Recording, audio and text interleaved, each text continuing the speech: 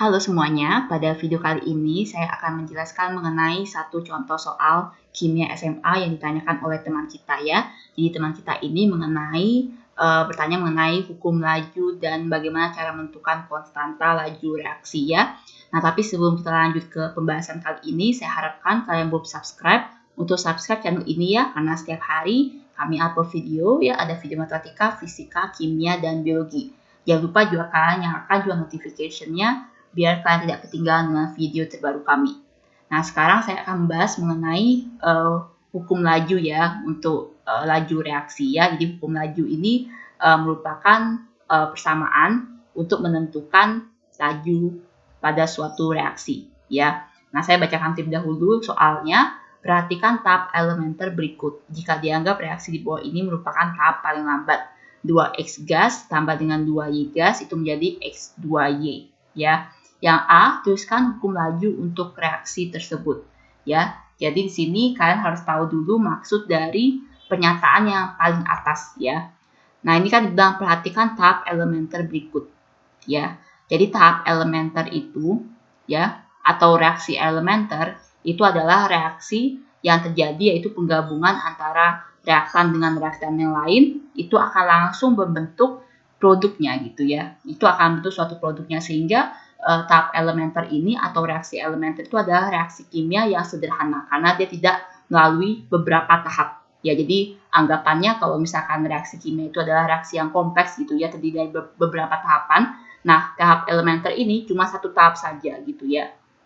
Jadi kalau pada reaksi ini 2X gas tambah dengan 2Y gas itu menjadi X2Y ya, maka dia langsung bergabung saja 2 atom X sama 1 atom Y gitu ya, langsung bergabung bentuk molekul X2Y, tidak ada tahap yang lain gitu ya. Jadi itu yang disebut dengan tahap elementer ya.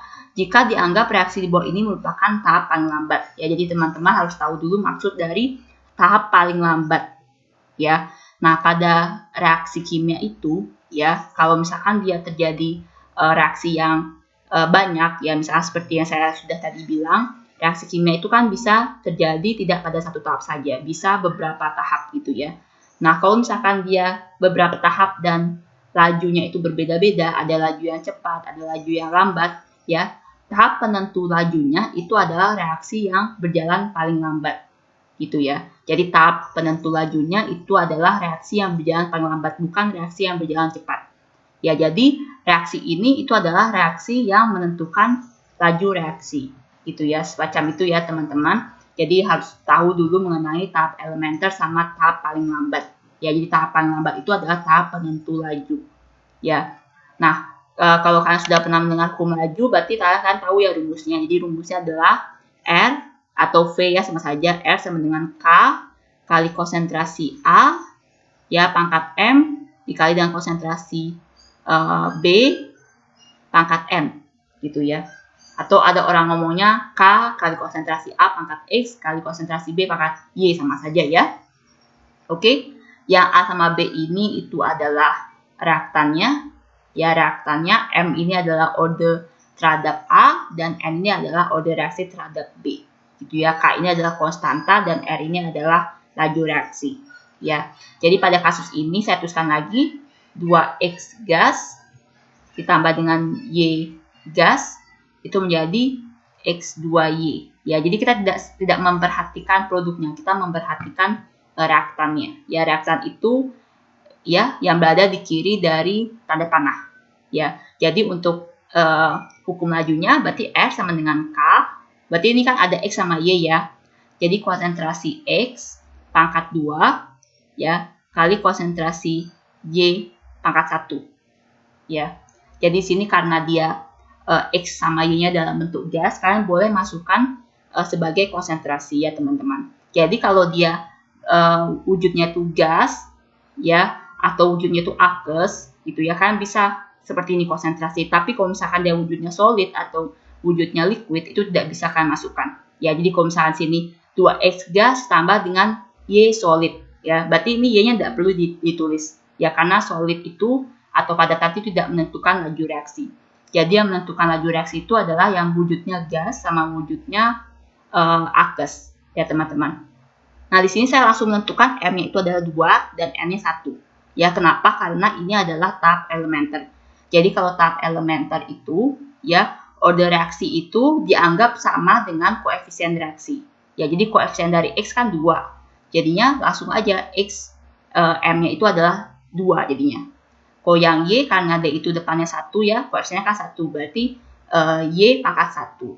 Ya, teman-teman. Tapi ini tidak berlaku untuk tahap yang non-elementer ya. Jadi kalau dia tahap non-elementer kan nggak bisa langsung masukkan 2 sama 1 seperti itu. Karena dalam menentukan order reaksi itu sebenarnya harus dilakukan percobaan gitu ya. Jadi kalau dia tidak melakukan percobaan maka kita tidak bisa menentukan order reaksi. Tapi kalau dia tahap elementer maka kalian bisa langsung memasukkan koefisiennya sebagai order ya.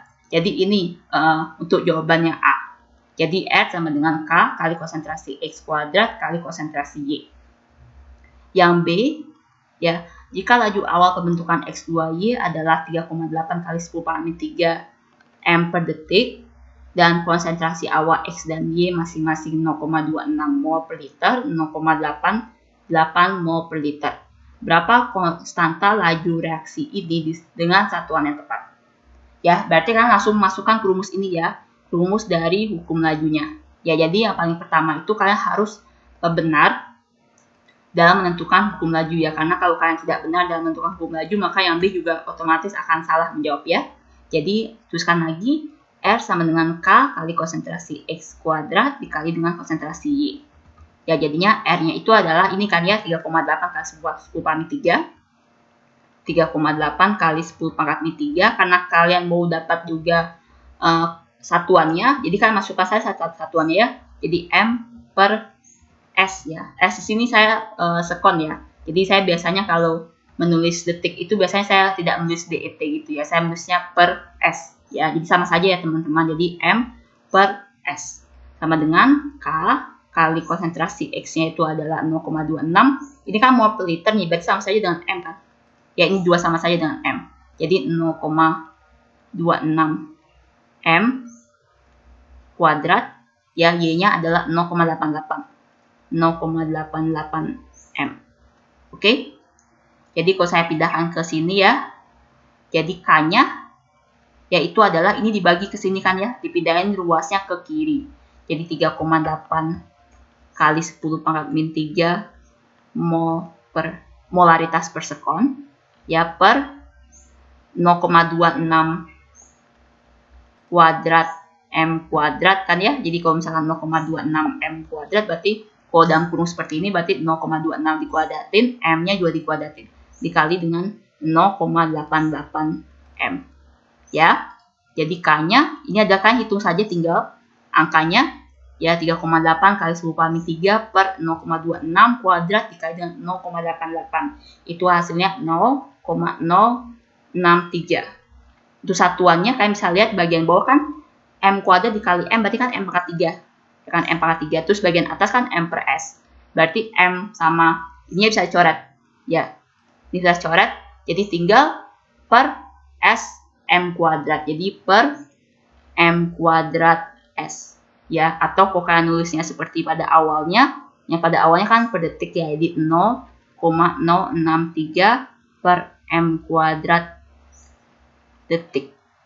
Gitu ya. Jadi ini jawaban yang B. Oke, sekian saja pembahasan saya untuk soal kali ini. Mudah-mudahan kalian bisa mengerti ya.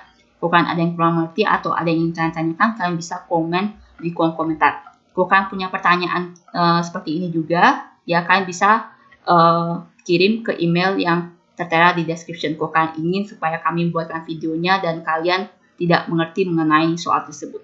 Terima kasih.